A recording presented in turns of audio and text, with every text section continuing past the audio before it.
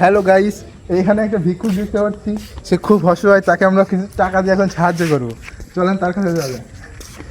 হ্যাঁ ভাই, আপনার কি হয়েছে ভাই? আপনি ভিক্ষা করতেছেন, আপনি কথা বলতে পারেন না? ও, আপনি তাহলে খুব অসহায় তাই না ভাই? আসলে কথা বলতে পারেন না ভাই?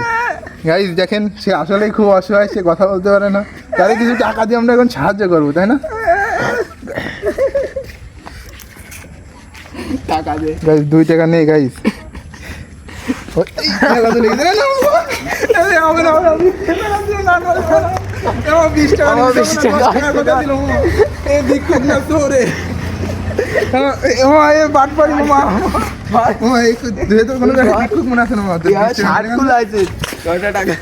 আচ্ছা 20 টাকা নিলি কেন? তো 10 টাকার কথা আমি পাইতেছি আমার 20 টাকা নিলে হবে না, এগুলো তোমার মনে হয়।